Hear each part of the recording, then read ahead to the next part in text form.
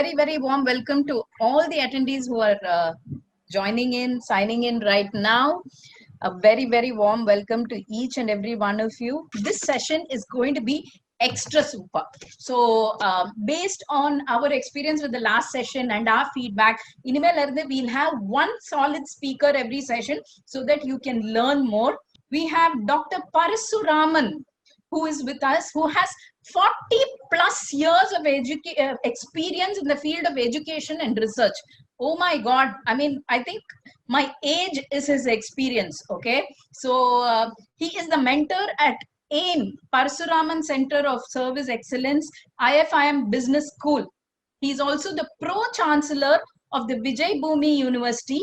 He's the Emeritus Professor of Marketing at University of Miami, and James W. McLemore Chair Emeritus at University of Miami. He's also an author or a mechanical engineer from IIT Madras and MBA from IIM Ahmedabad. So we have a wonderful person who's going to today teach us some specific techniques of getting into the habit of research. நம்ம ஒரு curriculum develop பண்றோம், curriculum design பண்றோம், all that is okay, but beyond curriculum, can we go a little more beyond what is expected of us, and can we get into the habit of research? So that is the topic for today. Over to Dr. Parasuraman for the next 10 to 15 minutes. There's going to be a lot of learning, and after that we're going to have a Q&A session, so please keep your questions and answers ready. Over to you, Doctor. வணக்கம் எல்லாருக்கும் ரொம்ப வணக்கம் தீபா ரொம்ப நன்றி. Thank you for giving me the opportunity to do this. It's a very unique opportunity because I've never gotten an opportunity like this to address teachers at the secondary school level and administrators who are actually in charge of a very, very valuable resource for ourselves as families, as communities, and also as a nation and as a country, that is children. We don't think about, because when you think about research, we think about post-college, research. I want to do research, I want to get my PhD, that type of research.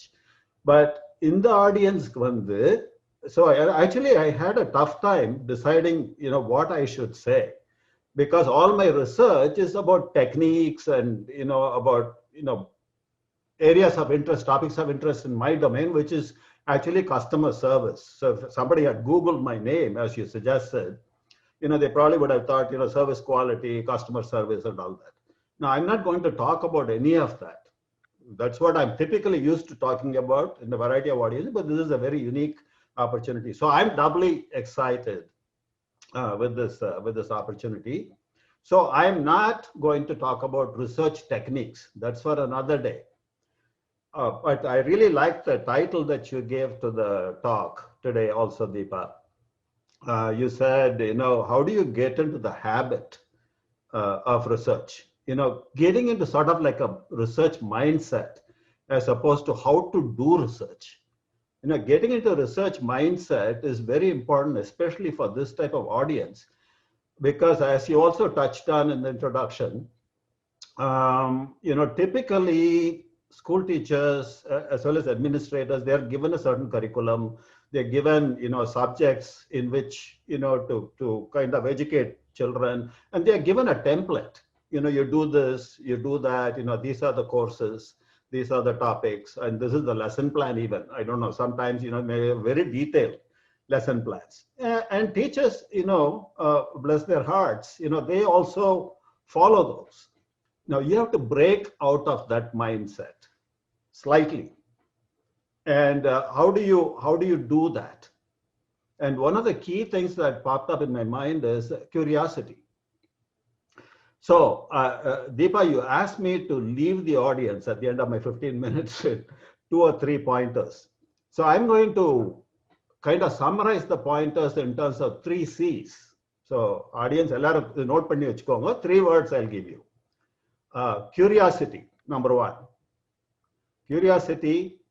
The second one is creativity. And the third one is confidence. Okay, just 3 C's. Curiosity, creativity, and confidence. So going back to curiosity that I started out with, now why did I become curious? So this curiosity is something that all of us inherently have. Now you all deal with students, young minds. Deepa, I know her, she herself has a wonderful, CV. She deals with thousands of children. I mean, one of the things that is inherent in children is curiosity. The children are all extremely curious about things around them. They learn very fast, much faster than old folks like me, definitely. But that curiosity is kind of inherent. And what I'm trying to say is there is this inherent curiosity in each and every one of us. It's just a matter of how do we harness that power? How do we harness that power? Now, in your teaching itself, you have two issues that are embedded in the topic for today. One is curriculum design. The other is curriculum delivery. One is design and delivery. Now, if you take design, for example, design part of it, you all get curriculum, you all get lesson plans. So you can say, okay, this lesson plan for today, okay, I'm going to deliver it, but is this the correct design? Just start questioning, not to question authority. You take it, just try to be curious about why did they come up with this? Why is this lesson plan laid out the way it is, right? So you can start by doing that. Then the delivery again is the same thing. They've asked us to do this first, do this second. Why? Can it be done differently? So two questions.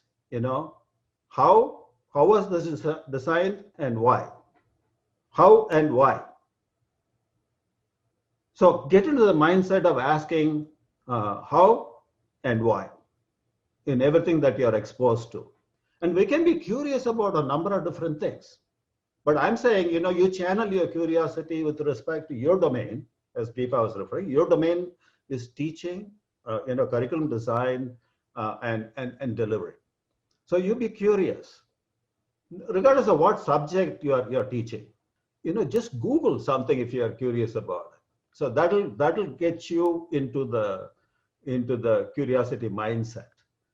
Then, apart from getting the secondary information through Google or whatever other sources you might have, as teachers, you have a live laboratory that you have the great opportunity to expose yourself to every day. Then if you're a good teacher to begin with, motivated teacher, you already know what your children are like. So you already know, who are curious children, who are the ones that always ask questions, who are kind of withdrawn. Then mentally you try to see, oh, okay, these students all raised their hands. Others did not raise. Now, based on what I know about my class and my children, can I come up with some hypothesis? Oh, even kai thookinalla, they are kind of distracted classla. Kaiya thookada feels like they're paying more attention. So maybe there is a negative correlation. I'm just making this up. I'm not saying this is true, but what you're doing actually is research. In this case, I would say curiosity is the mother of discovery. Research, what is the purpose of research? The purpose of research is to discover knowledge and to disseminate that knowledge. And as teachers, we are responsible for both of these things. Discovering knowledge, discovering new knowledge, learning things new, and then disseminating that information. What happens in classrooms in most cases is that teachers get bogged down with just the dissemination part. Just discover. You're given certain lesson plans, and then you just, in my good old days, I remember even in high school, sometimes teachers will come with notes and they'll just read, and then you just write down the notes. That has all changed, I know now. So that was the thing, you just copy the notes and then you go and study the notes and write your exams. Some subjects, some On the other hand, again, there are some teachers who are very animated and deliver it in a very nice way. So discovery and dissemination are the two main purposes of research. Now, creativity, let me link this to creativity, the second C I talked about. Creativity has to do with doing things differently, doing it in a kind of unique way that has not been tried before. So creativity has to do with doing things differently. Now, here again, as teachers, I think we all have opportunities for trying different things. Again, in a classroom, you have a certain lesson plan, certain subjects, certain topics that you have to cover within 45 minutes or whatever, 1 hour, let's say. So you're given a way of template for doing that too. So within that confines, you as a teacher, you're in control in your classroom, right? So you start thinking about, is this the best way to do it? So what they are saying, or can I try something different? So you can also do some experiment. You can just vary that a little bit, creative part. So creativity and curiosity are also interlinked. That's the point I'm trying to make. Both of them deal with, why and how. I would say the why part relates more to the curiosity and the how part more to the creativity. What you're delivering, why you're delivering it, relate that to how you're delivering it, and is there a different way of delivering it? So as classroom teachers, I think you have the opportunity and actually a working laboratory, so to speak, in which you can experiment with these little things. And every day in your lesson plan, at least once a week, I would say, even if you cannot do it, try something different, try something new. And that will get you into the mindset that eventually some of you, not all of you, and all of you shouldn't be pursuing this path, might want to do a PhD. So you're already, well primed for the mindset, then you can do a PhD, then you can, write your own articles. I'm not saying everybody should do that. In fact, everybody shouldn't do that. If you have an aptitude for higher studies beyond whatever you might have already achieved, and then you can go in for a PhD, you're already primed. But if you're not, you're still much better. And the third C, confidence, once you start getting into this mindset, that automatically builds confidence for you. As a teacher, you'll come across to your students as somebody that has the authority. Rather than somebody that is just regurgitating a lesson plan, is somebody that is talking with some authority. And you will feel satisfied too as a teacher. So let me just conclude. I think my 15 minutes slightly exceeded now.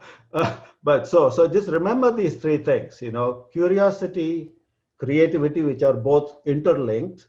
And then those two in turn will also give you the third C, the confidence. And I would also like to add two more C's now. Okay, since we are at, in the mnemonic C. So we have, the three, the fourth C is children, what I started out with, right? Children, it's all, that should be your focus. So, and children, and then the last one is careers, your career, your children and your own careers, whether you want to be a high school teacher or secondary school teacher, elementary school teacher, doesn't matter. Your career as a teacher. And then if you want to go beyond and get a PhD and something, your career as a college professor, for example. So all of those things will also be helped by getting in this research mindset of being curious about why things are happening the way they are, and also research mindset of how to deliver whatever it is that you're trying to deliver. Thank you so much, Dr. Parshuraman. It was amazing, isn't it? We will be opening the floor for question and answer. Go ahead, punch in your questions there, and I will be asking the questions on your behalf to Dr. Parshuraman. So the first question on a first come first serve basis is from Gayatri, and her question is, how do I self after kindling curiosity? What if I'm too curious and I just don't, let the child to discover himself or herself? What do I do in such cases? Oh, okay. A good question. Let me just clarify what I mean by curiosity. What I meant by curiosity is, curiosity within yourself. You be curious. It's not just you're taking away the curiosity from the child. So, in fact, how can you encourage children to be more curious? Could be your own curiosity question. So, how do I better motivate my students? In fact, I would say, as a teacher myself, when I teach, even at the college level, I always try to eke it out of the students rather than giving them a concept. You pose a question and let them answer it. More of the Socratic method, self-discovery. And that is the curiosity, right? So that's what I meant. So question is good. So it's not a, in mathematical terms, this is not a zero-sum game. It's not like when you become very, very curious, you're reducing your children's curiosity. It's actually could be a win-win. So you be more curious about how to be more effective, and that also encourages your students to become more curious. The second question is from Bindu. How shall we impart the research activity for school teachers who are still MEd who are still MEd? So how can we impart the habit of research or any kind of research activity for school teachers? I'm assuming Bindu is a school leader herself, so she's asking this question. Okay. Again, as I mentioned during my remarks, one of the things that teachers can do, and as administrators, school leaders can encourage teachers to do, is to experiment. Experimentation, again, it's a very involved technique, but basically it has to do with, a cause and effect. You kind of do something to see what impact that has. So for example, let me go back to the Facebook example that I used. I said, just ask students for a show of hands in terms of how many are on Facebook, how many are not on Facebook, or how many spend a lot of time on Facebook, how many, show of hands of those who don't spend that much time on Facebook. So you inherently have two groups. One group that has a lot of exposure to Facebook, another group that has limited or no exposure to Facebook. So you have two groups. In experimentation, which is one of the research techniques, what you try to do is you create two groups. One is called the experimental group. The other group is called like the control group. So you compare the two and see, is there a difference between the two, right? So here the Facebook group, those that are on Facebook for a long period of time, are the experimental group. Control group is the group of students who say they don't do Facebook, or they are not very much involved in Facebook. So as a teacher, you can then see, if I go back, for example, as a teacher and go and look at their report cards or how they have performed so far, is there a difference between the two? So what you're doing is actually research. So as I said, let me just reiterate, you have a wonderful working laboratory every day of your working life.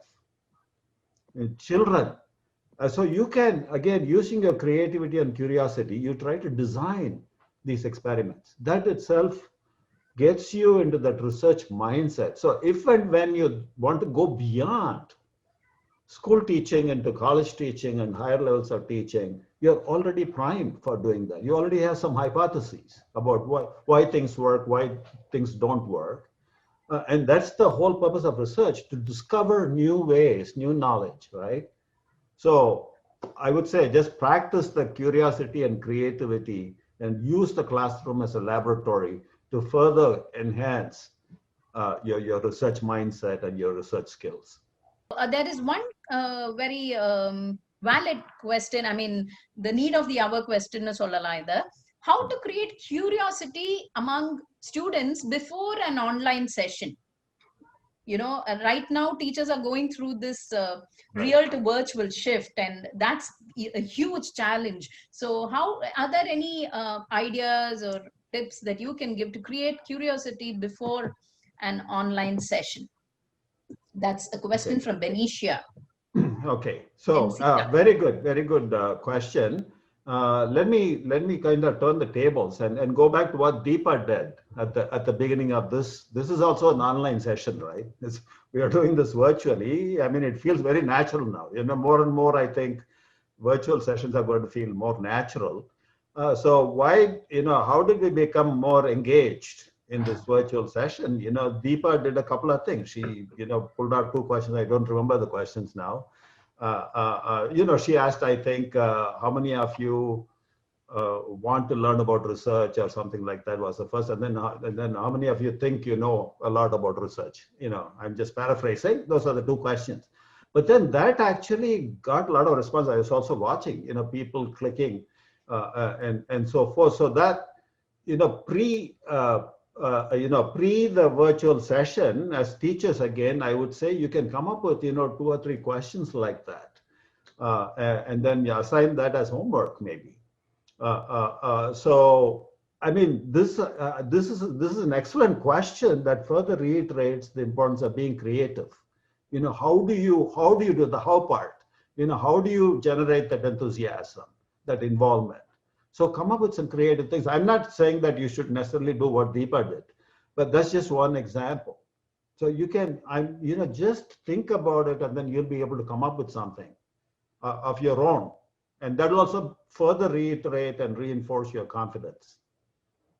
The new normal, and I'm learning to unmute, but these are a few things that I do to experiment. So on my online sessions, I use these filters and I say, ha ha ha, here comes Mr. D, he's going to be with me today, and then we spark up a dialogue. And so it's all about experimentation right now, because pandemic has hit a reset button, and all of us are experimenting and wondering what works, what doesn't work. So I guess we just need to keep experimenting, and over a period of time, as Dr. Parashuraman said, we will follow a pattern, because this is the new normal, and we will discover our rhythm to deliver the curriculum, right? So thanks for that very, very valid question, though, Bensita. So let's move on to the next question from Sharada Rajaraman, who says, as you said, not all can do research, and you yourself said that you were the only one who opted to teach.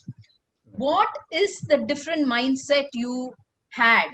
And what kind of a mindset should an educator have to do research? I think that's the question that she's trying to ask. Yeah, that's a very, very good question. And of course, it's very personal. It might vary. So why did I, let me elaborate a little bit more in terms of why I decided to follow that non-traditional path. In fact, the only one outlier in my whole class. The reason is, being an engineer coming from IIT Madras, IIT Madras, the teaching is all black and white. Engineering, everything is precise, right? Mathematical, everything is very precise. Every problem has a, specific solution and so forth. Then from there, I went to IIM Ahmedabad. IIM Ahmedabad, some of you might be familiar, they have a different teaching methodology. It's not like black and white. Everything is based on case studies. They'll say, okay, here is a company, it's facing this kind of a problem. So what should the general manager do, or what should the marketing manager do? It's kind of loosey-goosey. Students have to kind of argue and figure out based on the context what the situation should be. Very, very, very, very soft, as opposed to the hard, black and white, precise, mathematical. So that bothered me a lot. Shouldn't there be a middle ground where you can actually take the systematic precision of engineering and apply to a very, very unstructured situation, which is what reality is. Every business, every organization faces these. So that actually motivated me. I really need to go out of India. At that time, there was no PhD in business anywhere in India. So that's what brought me to the US to study. And in my dissertation, for my dissertation research, I picked a particular topic. I won't go into the details now, where I had the opportunity to apply mathematical techniques to a very, very unstructured problem. So that was my thesis, actually. So I kind of gradually built up my curiosity and creativity and what I had learned. So people will say, you learned engineering, so how are you using it? even to this day, I've forgotten all of the formulas, I've forgotten all of the thermodynamics and all of those things in engineering. I don't remember, but what I do remember is that mindset it created me for thinking systematically about unstructured problems and trying to come up with something that will be very elegant in terms of the solution and implementation of the solution. So that is a life learning lesson for me, and it has stood me in very good stead throughout my career. So I would say, again, search yourself. Curiosity and creativity are the starting points. Based on your own background, based on your own prior training, you try to harness that and move forward. Fantastic, brilliant replies. So thank you so much for those wonderful reply, Dr. Parasuraman. Your replies were simply amazing, on thought, very practical, and something that we can take back and implement. Thank you so much for being there, Dr. Parasuraman. Romba Nandri, it's time to sign off. A big thank you to you all. Meet you again next session with a wonderful speaker once again. And together, let's learn, transform, and lead. Love you all. Until then, it's bye from all of us at Mitra. Tech host, you can go ahead and end the meeting now. Thank you.